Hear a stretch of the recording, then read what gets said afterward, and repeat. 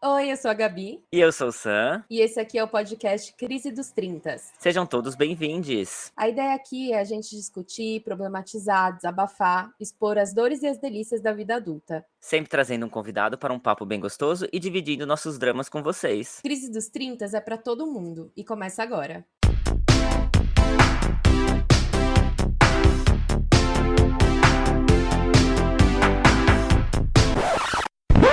Gente, que é um filme?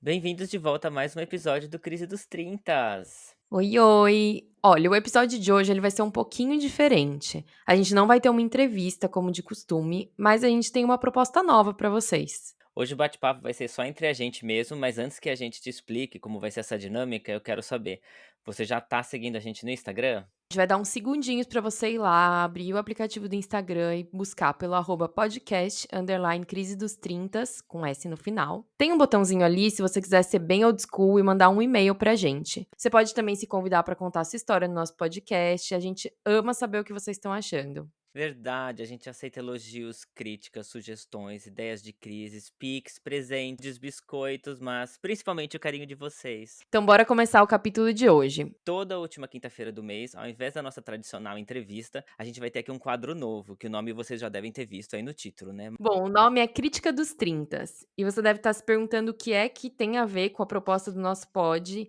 E a verdade é que nada mesmo. A gente só achou que seria interessante poder dividir com vocês as séries, os filmes, os livros, shows, o que for dessa parte mais cultural que a gente vivenciou ao longo do mês e falar um pouco sobre, né? Exatamente, ninguém pediu a nossa opinião, mas a gente vai dar mesmo assim, porque a gente gosta de dar a nossa opinião, certo, Gabi? Bom, o intuito é a gente ter esses 10 capítulos da primeira temporada, que vocês já estão acompanhando aqui na metade. Mas a gente gostou muito de fazer esse pod e a gente decidiu que não precisava se limitar só à crise, né? Também é bom a gente falar de coisas que têm trazido um alívio cômico para nossa vida. A gente tem absoluta certeza que o nosso olhar, né, a respeito da arte, do entretenimento, ele mudou muito nos últimos anos. É visível isso, né? Tipo, ai, como assim? Bom, sabe aquele filme que você amava ver na sessão da tarde depois de voltar da escola, lá, antes de Malhação? Hoje, se você rever muitos desses filmes, você pode perceber que o filme parece que envelheceu um pouco mal, sabe? Tá cheio de close errado. Então, é exatamente disso que a gente tá falando. É, um grande exemplo disso é o seriado Friends, que vocês já devem ter reparado que eu e o Sam, a gente é muito fã. E Muito. muito.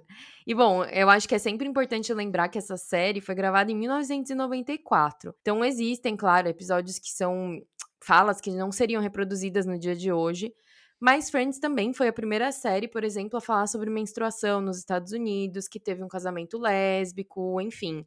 Tudo isso em 1994. Então, tudo evolui e é exatamente o que a gente espera fazer com o nosso pod também. Então, uma vez por mês, a gente vai ter um episódio falando só sobre esse universo do entretenimento. Bora começar? Bora! Gente, eu vou começar falando sobre uma série que recentemente ela estreou na Globo, na TV aberta. A série chamada This Is Us. Ela tá em aplicativos de streaming variados, né? Então acho que depende um pouco do país que você estiver ouvindo esse podcast. Mas enfim, é uma série que estreou em 2016 e ela tem no elenco a Mandy Moore, que era cantora, também já fez vários filmes, né?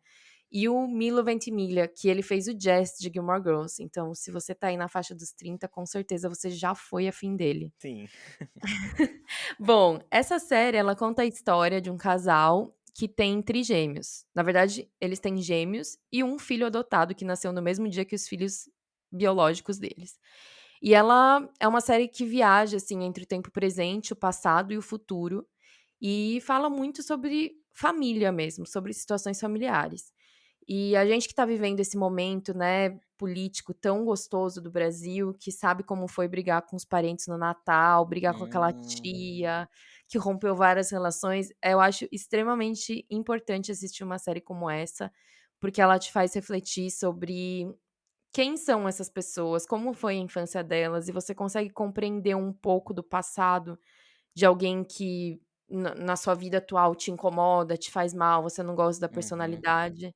Tipo, é uma grande lição pra gente não julgar ninguém, né, e que todo mundo tem uma história, todo mundo tem seus traumas, seu lado bom, seu lado ruim.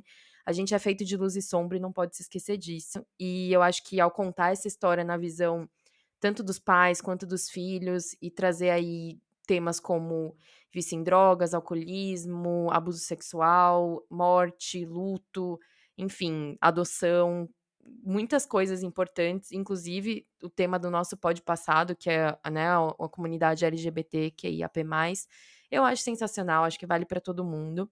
Ela teve a última temporada exibida esse ano, então se você encontrar ela aí num aplicativo de streaming, provavelmente todos os capítulos já vão estar disponíveis, você pode maratonar. E se você não chorar, eu te desafio a me mandar um e-mail e me contar: "Meu Deus do céu, como você superou", porque era 1 hora por semana que eu passava chorando desde 2016, gente, mas tá tudo bem, tô superando. Gostei, Gabi, gostei. E o que você tem visto? Gente, você assistiu a série Uncouple, Gabi? Assisti. Barney no meu Bom, coração. então tá. Então a gente pode falar sobre ela então, porque deu um burburinho aí nas últimas semanas. Ela é do mesmo criador do Emily in Paris, né, e é uma comédia romântica do Netflix, é recente, saiu esse ano, sobre o Michael, que é interpretado pelo Neil Patrick Harris, que é um homem casado, com uma vida aparentemente perfeita, até que seu marido decide pedir o divórcio depois de 13 ou 14 anos de relacionamento. Aí, bom, ele fica mal pra caramba, e ele precisa se redescobrir agora como um homem solteiro, né, quase com 50 anos. Então ele começa a sair mais com os amigos, começa a fazer outros programas, aprender a ter um novo olhar para paqueras, utilizar aplicativos, tal. Mas aí, enfim, que começa um roteiro, na minha opinião, tanto quanto ingênuo, meio fraco, meio morno, talvez. E a gente pode dizer o mesmo por causa do Emily in Paris também, né? O roteiro é um pouco bobo às vezes, né? Eu vejo pontos negativos e positivos nessa série. E positivamente, a gente pode falar que finalmente estamos tendo representados na série gays mais velhos, né? A grande Sim, maioria dos personagens gays, quando ainda possuem algum tipo de enredo relevante para a história, são sempre personagens jovens, né? Então, ver o universo queer ser retratado na perspectiva de gays de 40 e poucos, 50 anos, tipo, é muito gostoso. Só aí já vale a pena, né? Então tem preocupações, né? As crises com a idade, com a aparência, né? Aquela mentirinha na idade, né? Quem nunca? As inseguranças e ao mesmo tempo a maturidade, né? São esses pontos que eles discutem, né?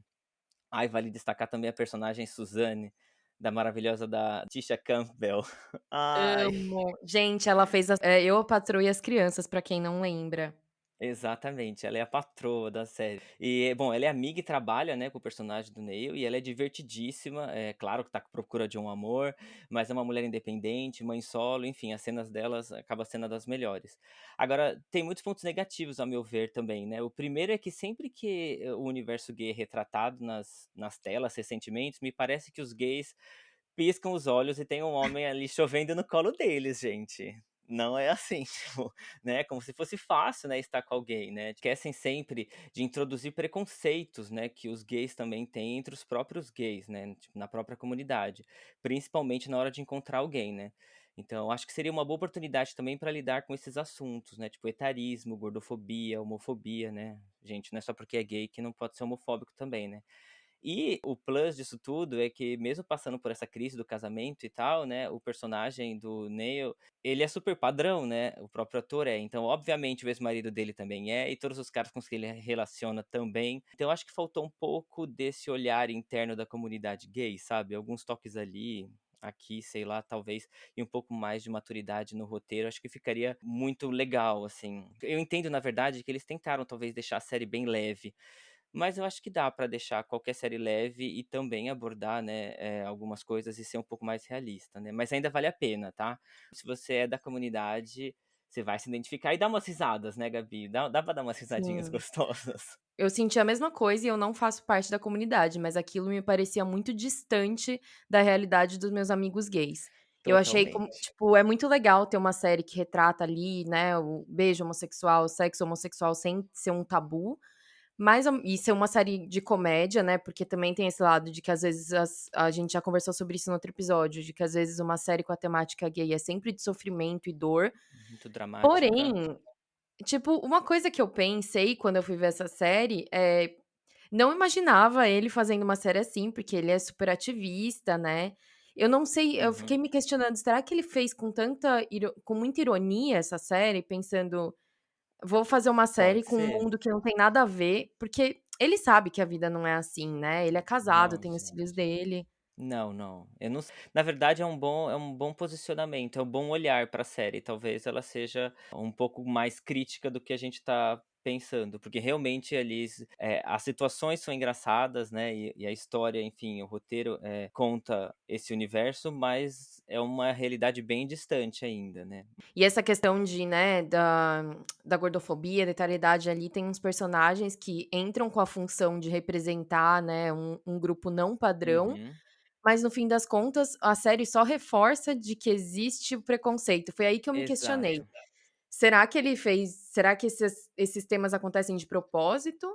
Ou foi uma forma de satirizar a vida real, assim, e mostrar: "Olha que patético, tipo, o cara é super legal, super querido e ninguém se interessa só porque aparenta ser mais Uhum, velho ou mais gordo ou sei lá o quê", sabe. Mas uhum. vamos ter que ver se vai ter uma segunda temporada, né, não É, sei. vamos ver, vamos ver. Mas a gente recomenda. Assiste aí e depois conta pra gente o que que você achou. Bom, já que a gente tá na temática séries, e eu sou uma pessoa um pouco viciada, eu vou falar de outra também. Eu tô bem antiga hoje, que é a Fleabag. Essa série ela só tem 2 temporadas, né, ela já foi gravada tem alguns anos, mas eu considero ela, assim, atemporal, né, ela é de 2016, na verdade. E aí em 2019 a autora, que é a Phoebe Waller-Bridge, voltou e fez a segunda temporada pra alegria de todos. Mas bom, como uma mulher, assim, com mais de 30, né, que já me encaixa em alguns grupos, né, da sociedade que não é casada, enfim. Eu venho aqui em defesa dessa série porque ela é maravilhosa. Então, a Fleabag não é um nome, né, a personagem não tem nome, e ela é uma, assim, descontrolada, mas ela tem seus motivos. Ela é dona de um café em Londres, ela cuida de um porquinho da Índia, que era da melhor amiga dela, e conta um pouco dessa história dela nessa saga de vida solteira, assim. Então ela vai, conhece uns caras também no ônibus, o que também, né, na vida de uma mulher hétero solteira é utópico, a menos que ele esteja indo te sequestrar, então ou tentar te Sim, roubar, a gente tem que estar exatamente. sempre atenta. Vamos deixar esse alerta. Mas enfim, voltando pra série, a Phoebe Waller-Bridge, ela é a escritora, diretora, enfim, ela é a atriz principal da série. E é maravilhosa, assim, ela faz tudo. Eu não sei quem também teve a oportunidade de assistir a série Killing Eve, ela é uma das produtoras, e é uma série que vale muito a pena, assim, te conscientiza também sobre esse com muito humor, porque é muito engraçada a série, de alguns absurdos da relação com a família dela. E eu comecei a ver, assim, super despretensiosamente, e eu já vi essa série umas 5 vezes, porque ela é mega curtinha, e 2 temporadas, assim, mas de pouquíssimos episódios de meia hora cada, e vale muito a pena pra quem quer dar uma risada e se conscientizar, assim, também com muito sarcasmo, muita ironia ela quebra ali aquela quarta parede, ela conversa com a câmera, e sempre falando sobre questões de relação de família, relação com homens, né, heterossexuais, relação com as crenças dela, com os traumas dela, com o alcoolismo, com morte. É maravilhosa, gente. É outra série que eu recomendo pra quem quer espairecer aí no fim de semana.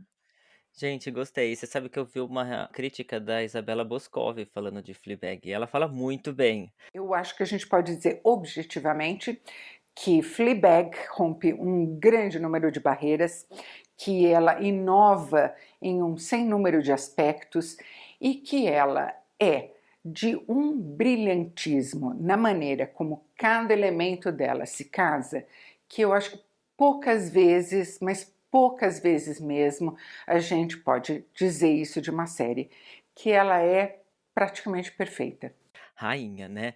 Eu preciso ter bastante energia pra assistir séries e filmes, enfim, tem época que eu tô de série, então eu vejo todas e maratono tudo que eu posso, então eu pego toda a minha lista, ou depois eu dou uma pausa, enfim. Então Fleabag já tá ali, já talvez seja a próxima já. Ai, gente, eu preciso também dizer que eu amei a nova versão da música Natasha, do Capital Inicial, junto com a Marina Sena. Ai, gente, primeiro porque eu já ouvi muito essa música na minha adolescência, né, e já gostava. Eu tive uma época bem roqueirinho, assim, olha só, gente, eu e meu melhor amigo Dan, beijo Dan, A gente ia na 25 de março atrás de CD, gente, porque na nossa época, olha, de novo a gente falando da nossa época, né? Alguns anos atrás, na verdade, para você ouvir música, você precisava de um esforço danado, assim, né? Tipo, os Sim. CDs eram caros e muitas vezes inacessíveis, né? Então já fui muito para 25 de março atrás desses CDs. E eu amo a Marina Sena. Quem ainda não ouviu não sabe o que tá perdendo, gente. Ela é bem, bem legal. Ela fez um show aqui em Paris há alguns meses atrás. Eu fui, foi incrível. E ela é um amor também. O Capital Inicial tava meio sumidinho das mídias, né? Não sei, não ouvia Sim. muito falar nele. Enfim, voltaram e eu adorei a música, então vale a pena aí colocar na sua lista de músicas gostosas de se ouvir e meio ter um revival da sua adolescência.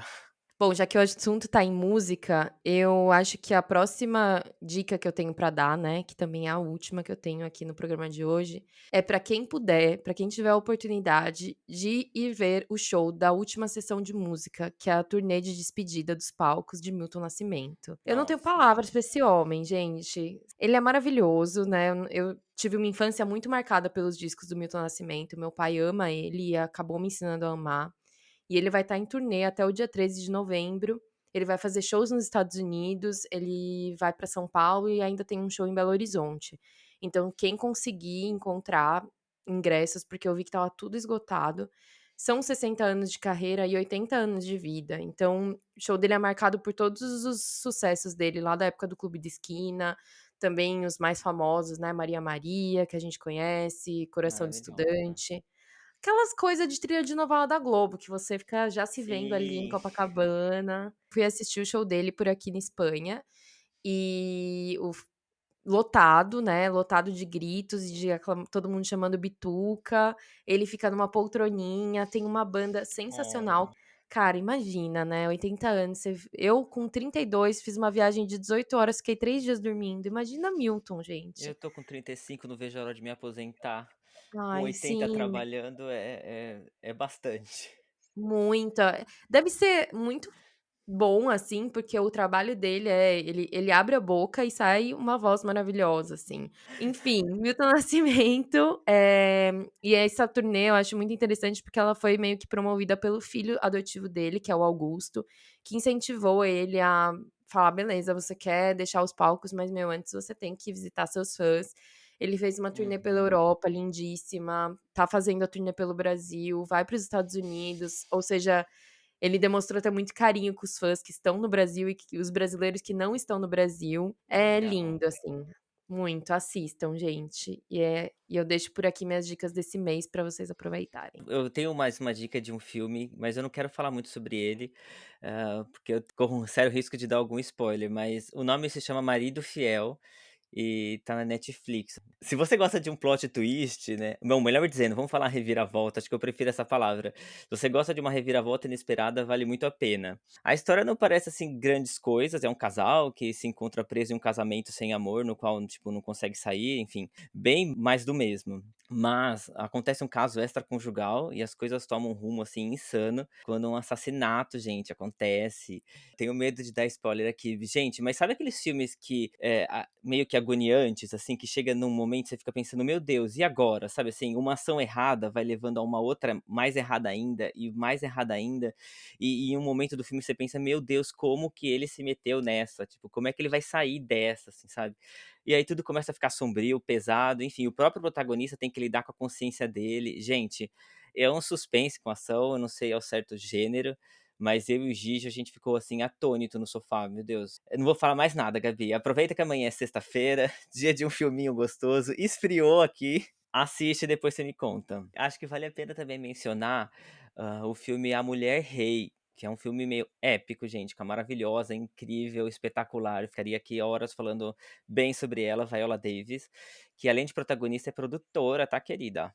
Então, eu ainda não assisti, mas ela esteve no Brasil na última semana e fez um apelo para que a população vá assistir o filme, sabe?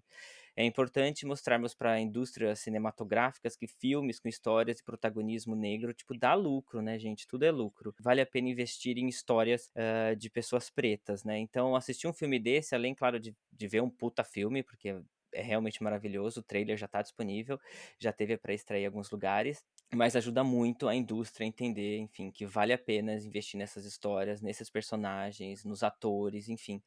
Eu espero ir no final de semana conferir e volto pra contar o que eu achei, com certeza.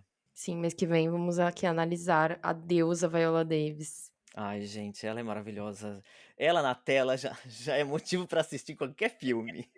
Pois é, e a gente falou tanto de série, quem quiser maratonar, How to Get Away with Murder, que é a série que levou ela a diversas premiações também, vale muito a pena, um Sim, elenco também vale. diverso, e ela como protagonista Gente, ela é né. incrível, Sim, incrível. ela também lançou um livro, a biografia dela, gente, pode Sim. buscar, maravilhoso. De beijo, Viola, aqueles beijos. Sim. Imagina, um dia ela pode estar aqui, não custa Ai, nada sonhar, gente. gente. Hello, Viola. Não custa, vai.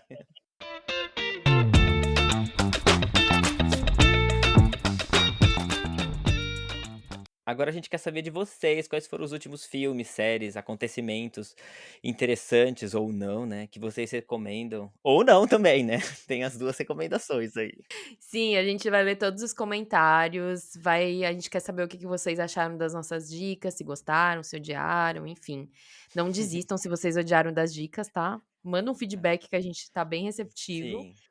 E, enfim, se você tiver alguma sugestão, manda lá ou pelo nosso Insta ou pelo nosso e-mail, pra gente também poder, quem sabe, analisar e compartilhar no próximo mês as dicas que vocês mandaram pra gente, compartilhar ali no nosso Instagram também, enfim. Mês que vem a gente vai voltar com Crítica dos 30 e aí a gente pode dar a nossa opinião sobre a opinião de vocês, olha que tudo. Exato. Não se esqueça que a semana que vem tem mais uma entrevista fresquinha e cremosa pra vocês acompanharem. E a gente volta com Crítica dos 30 na última quinta-feira do mês que vem. E a gente fica por aqui. Um beijo. Beijos, tchau.